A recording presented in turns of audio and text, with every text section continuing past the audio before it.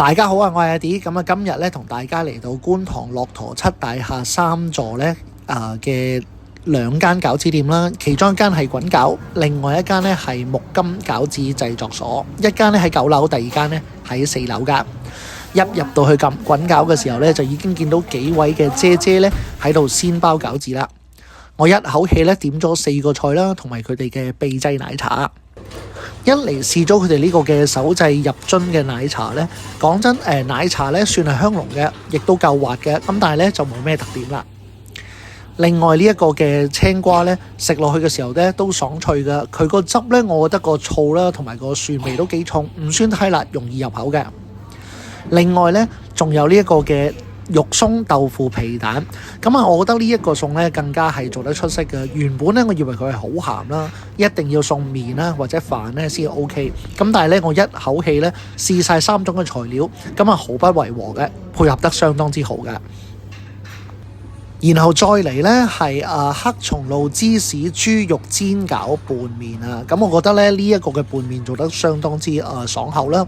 另外呢個煎餃呢，外皮酥脆之餘呢，裡面嗰個黑松露呢同埋芝士呢，亦都係相當之突出。咁我覺得以我呢一種呢食嘢比較重口味嘅人嚟講呢，呢一個嘅配搭呢，就真係冇得輸噶啦。但係呢，去到最後嘅雞絲粉皮呢，就有啲一言難盡啊！佢個粉皮呢，其實都係爽滑嘅，個醬汁呢，我覺得亦都可以接受嘅。但係呢，雞絲呢，就真係差咗啲啊！眼呢，都可以望得到佢裏邊嗰個纖維啦。食嘅時候唔知話佢呢係韌到似豬肉乾定係牛肉乾。咁但係呢，整體嚟講，今日呢食咗4-5個餸啦，全部呢大多數都係相當之唔錯。咁我覺得都係值得介紹㗎。而嚟到樓下4樓嘅木金餃子製作所呢，見到門口呢有啲幾靚仔嘅西式蛋糕，但係呢就冇乜特別咯。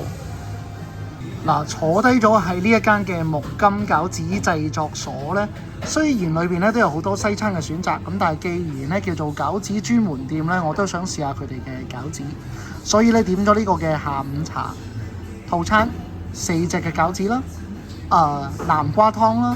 配佢哋嘅鳳城蝦試一試嘅。跟餐嘅餐飲呢就又有特價嘅，咁所以呢，咁多款嘅特飲裏面呢，我覺得海鹽芝士奶蓋咖啡呢，我真係未試過，咁啊一於試下佢呢個咖啡啦。鋪仔細細一行入嚟呢，一條直線呢就係一排嘅卡位，咁但係呢都坐得幾舒服嘅。啱啱點咗呢個南瓜湯底嘅餃子米線呢，見到個湯底都好靚仔，仲好濃郁添。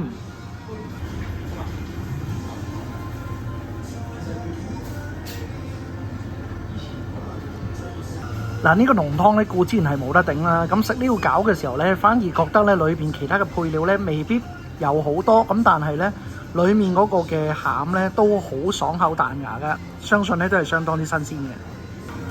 而特飲呢係海鹽奶蓋咖啡呢，就係長呢個模樣啦。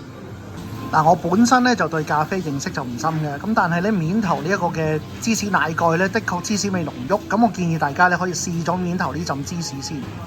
飲晒呢杯咖啡面頭嘅芝士味奶蓋之後撈勻佢呢，就唔似係普通有奶嘅咖啡，飲落去呢就似係加咗鹽味嘅咖啡，咁都幾獨特嘅嗰種感覺。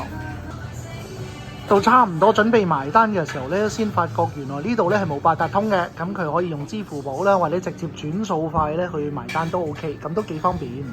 再次嚟到木金餃子咧，終於有機會試到佢哋個 dinner menu 啦。咁上面大多都係意粉啦、意大利飯啦等等，咁覺得普通啲。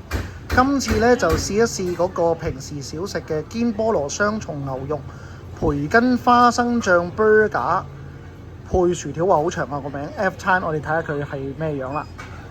之前試咗個幾特別嘅奶蓋芝士咖啡咧，咁今次試翻個清清地嘅玫瑰荔枝冷泡茶啦。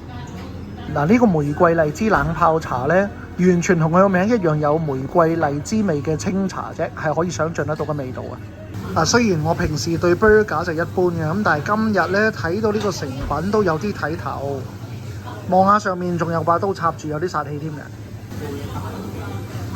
涼拌青瓜呢，清爽得嚟，醬汁都算濃郁，我覺得都可以接受啊！仔細一睇咧，呢個大 burger 個面咧原來係菠蘿包嚟嘅，咁但係無論做得幾咁豐富咧，我個血盆大口都係要分開嚟食噶啦。但我最後都有盡力咧，將呢個漢堡包咧夾翻埋一齊，一大口咁咬落去。咁啊層次口感係真係相當之豐富，咁但係美女們啊應該做唔到呢個動作噶啦，咁啊都係要分開試下啦。話時話有冇人咧同我一樣中意將 Tabasco 撈埋茄汁去配薯條嘅咧？好啦，咁啊湯餃同 burger 咧都喺呢個木金度試過晒，咁今次咧試下佢哋個煎餃，試下呢個黑松露芝士餃同埋咧鹹蛋豬肉餃呢啲重口味嘅朋友啦。但係飲品咧就配翻個清清地嘅白桃烏龍冷泡茶。呢個餐飲咧就係普通凍嘅烏龍，咁但係咧帶有少少甜味都幾好嘅。呢個煎餃我見到師傅一煎起咧就親自喺廚房度拎出嚟，仲係熱辣辣香噴噴，旁邊咧仲有個蘿蔔咧解下脷嘅添。右手邊咧呢個鹹蛋黃豬肉餃咧食嘅時候咧第一啖雖然係見唔到蛋黃，但係咧係好濃嘅蛋黃味道，去到最後咧就食到豬肉嘅鮮甜味嘅。